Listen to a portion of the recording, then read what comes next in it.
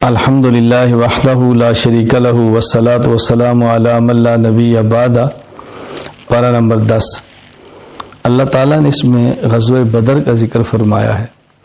یہ غزوہ بدر اور جنگ بدر مسلمانوں اور کفار کے درمیان وہ پہلی اہم جنگ ہے کہ جس نے مشرکین مکہ اور کفر کی کمر توڑ کے رکھ دی ہے، اور یہی جنگ یوں سمجھیں کہ اسلام کی فتوحات کے دروازے کھول رہی ہے۔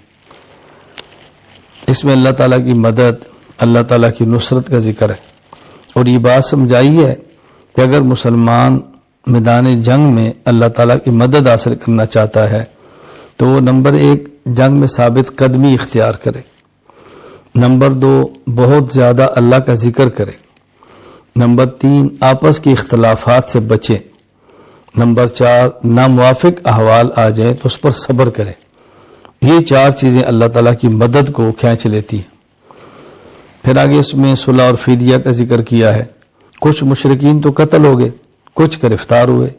جو گرفتار ہوئے تو ان کو فدیہ لے کر رسول اکرم صلی اللہ علیہ وسلم نے آزاد فرما دیا، چھوڑ دیا، جنگی قیدی پھر نہیں بنایا، فدیہ لیا اور فارغ کر دیا۔ پھر اللہ تعالیٰ نے آخر میں سورہ اعراف کے آخر میں فرمایا کہ مسلمانوں کے بھائی ہیں، جب مسلمان مدد مانگے تو دینی چاہیے۔ اگر مسلمان کو ضرورت اور آدمی مدد نہ کرے تو اس سے فساد ہوتا ہے، فتنہ پھیلتا ہے، اور مدد کرنے سے فتنہ فساد ختم ہو جاتا ہے۔ اور آخر میں رسول اکرم صلی اللہ علیہ وسلم کی اللہ تعالیٰ نے عظمت شان کو بیان فرمایا ہے کہ یہ پیغمبر ایسے ہیں جو رحیم ہیں، پیغمبر ایسے ہیں شفیق ہیں، مومنین کے دکھ پہ بہت تکلیف محسوس کرتے ہیں۔ آپ کی عظمت کا ذکر فرمایا۔ سورہ توبہ، اس سورت کا نام سورہ توبہ ہے اس لیے کہ وہ مسلمان جو مخلصین تھے، رسول اللہ علیہ وسلم کے شاک تھے، صحابہ تھے، لیکن ایک جنگ میں غزوہ تبوک میں نہیں جا سکے، سچے دل سے انہیں توبہ کی ہے، تو اس بنیاد پہ سورت کا نام ہی سورہ توبہ رکھ دیا گیا ہے۔ اس سورہ توبہ کے آغاز میں سب سے پہلے اللہ تعالیٰ نے اپنی طرف سے، اپنے رسول کی طرف سے مشرکین سے برات کا اعلان فرما دیا ہے۔ پھر اس سورت میں اللہ تعالیٰ نے غزوہ حنین کا ذکر کیا ہے۔ یہ غزوہ حنین جو فتح مکہ کے بعد ہے۔ اب سمجھایا کیا ہے کہ اس میں مسلمان تعداد بھی زیادہ تھے، کفار کم تھے، لیکن پہلی دفعہ حملہ ایسے ہوا کہ کافر غالب ہو گئے۔ مسلمانوں کے ذہن میں تو ہماری یہ تعداد بہت زیادہ ہے، ہم تو غالب آ ہی جائیں گے۔ پھر مسلمان غالب آئے ہیں، یعنی جنگ کا جو نتیجہ مسلمانوں کے حق میں ہے۔ یہ بات ایک سمجھانے کے لیے تھی کہ تمہاری کثرت اور طاقت پہ نظر نہیں ہونی چاہیے، اللہ تعالیٰ کی مدد، نصرت اور توکل پر نظر ہونی چاہیے۔ پھر اس میں غار ثور کا ذکر کیا ہے کہ رسول اکرم صلی اللہ علیہ وسلم مکہ مکرمہ سے ہجرت فرما کے مدینہ منورہ جا رہے ہیں، راستے میں غار میں رکے ہیں، ثانیہ اثنین۔ اس میں رسول اکرم صلی اللہ علیہ وسلم کے ساتھی ابو بکر صدیق رضی اللہ تعالیٰ عنہ تھے۔ صحابہ کرام رضی اللہ تعالیٰ عنہ مجمعین میں سے ہر ایک صحابی کی کوئی نہ کوئی خصوصیت ہوتی ہے۔ صدیق اکبر رضی اللہ تعالیٰ عنہ کی خاص صفت یہ ہے کہ قرآن کریم نے اس شخص کو صحابی کہا ہے، اذ یقول لصاحبہ لا تحزن۔ اس لیے صدیق اکبر رضی اللہ تعالیٰ عنہ کی اگر کوئی شخص صحابیت کا انکار کرے وہ مسلمان نہیں رہتا۔ آگے اللہ تعالیٰ نے اسی صورت میں مشرکین اور اہل کتاب کے ساتھ جہاد کا حکم دیا ہے، پھر جہاد کے احکام بیان فرمائے ہیں اسی صورت میں۔ پھر آگے اس صورت میں غزوہ تبوک کا ذکر کیا ہے۔ رسول اکرم صلی اللہ علیہ وسلم نے، یہ غالباً واحد غزوہ تبوک تھا جس کی مشاورت کھلی ہوئی ہے، اور آپ نے بتایا کہ ہم فلاں طرف جا رہے ہیں۔ صحابہ کرام سے کھلے عام چندے کی اپیل بھی ہوئی ہے، صحابہ کرام کو ترغیب بھی دی ہے۔ تو اس میں منافقین جو رہ گئے تو نفاق کی وجہ سے تھے، صحابہ کرام میں سے 3 جو رہ گئے ان کا ایک عذر تھا، پھر بعد میں ان کے ساتھ ہوا کہ ہمارا عذر بھی ایسا ہے کہ ہم چلے جاتے تو فرق نہیں پڑتا تھا۔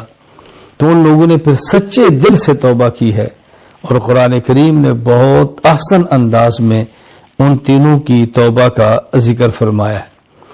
پھر اللہ تعالیٰ نے یہاں منافقین کے بارے میں ایک بات فرمائی ہے، میرے پیغمبر یہ بہانے تو تراشتے ہیں، سچی بات ہے کہ جانے کے لیے تیار ہی نہیں تھے، ولو ارادوا الخروج لأعدوا له عدہ، اگر یہ جانا چاہتے تو کوئی تیاری بھی تو کرتے، تیاری بھی نہیں کی اور پھر یہ بھی کہہ رہے ہیں کہ ہمارا عذر ہے۔ تو جو جانے والا ہوتا ہے وہ تیاری کرتا ہے، پھر عذر سامنے رکھ دیتا ہے۔ اس بارے میں خاص چیز یہ کہ زکوٰۃ کے مصارف بیان فرمائے، مستحقین زکوٰۃ بیان فرمائے کہ زکوٰۃ کن کو دے سکتے ہیں، وہ 8 ہے۔ نمبر 1 فقراء، نمبر 2 مساکین۔ فقیر اور مسکین میں کیا فرق ہے؟ فقیر اسے کہتے ہیں جس کے پاس کچھ بھی نہ ہو، مسکین کہتے ہیں جس کے پاس ہو مگر اسے اس کی ضرورت پوری نہ ہوتی ہو۔ عاملین، جن کو حکومت نے متعین کیا ہو زکوٰۃ کے اموال جمع کرنے پر تو ان کی تنخواہ اموال زکوٰۃ سے دینا، یہ بھی ٹھیک ہے۔ والمؤلفۃ قلوبہم، نو مسلم مالدار ہے لیکن اس کو زکوٰۃ کے پیسوں میں سے دینا اس کے دل کو اسلام کی طرف مائل کرنے کے لیے، مزید پختہ رکھنے کے لیے، یہ ذہن نشین فرما لے، اب یہ مصرف نہیں ہے، پہلے تھا۔ نمبر 5 غلام کو آزاد کرنے کے لیے، یعنی غلام ہے جس کو اس کا مالک کہتا ہے تم اتنے پیسے دے دو میں تمہیں آزاد کر دوں گا، اس کو پیسے زکوٰۃ کے دے دیے جائیں تاکہ اپنی ادائیگی تو غلامی سے آزاد ہو جائے۔ نمبر 6 غارمین، مقروض، اس کو زکوٰۃ دینا کہ قرض سے اس کی نجات ہو جائے۔ فی سبیل اللہ، جو مجاہد ہے اللہ کے راستے میں نکلا اس کو دینا، علم حاصل کرنے کے لیے نکلا ہے اس کو دینا، غریب ہے مستحق ہے دعوت کے لیے نکلا ہے اس کو دینا، یعنی وہ آدمی جو مسافر ہے دین کے لیے اور اس کے مالی حالات کمزور ہیں تو زکوٰۃ کے مال سے اس کی مدد کر دینا۔ مبنی سبیل مسافر، یعنی ایسا شخص کہ جس کے پاس اپنے گھر میں تو الحمدللہ پیسے موجود ہیں لیکن سفر میں اس کے پاس پیسے نہیں ہیں اور اس کو ضرورت پڑ گئی ہے، اب زکوٰۃ کے پیسوں سے اس کی ضرورت کو پورا کیا جا سکتا ہے۔ اللہ تعالی ہم سب کو احکام شریعت پر مکمل عمل کرنے کی توفیق عطا فرمائے۔ وآخر دعوانا ان الحمد للہ رب العالمین۔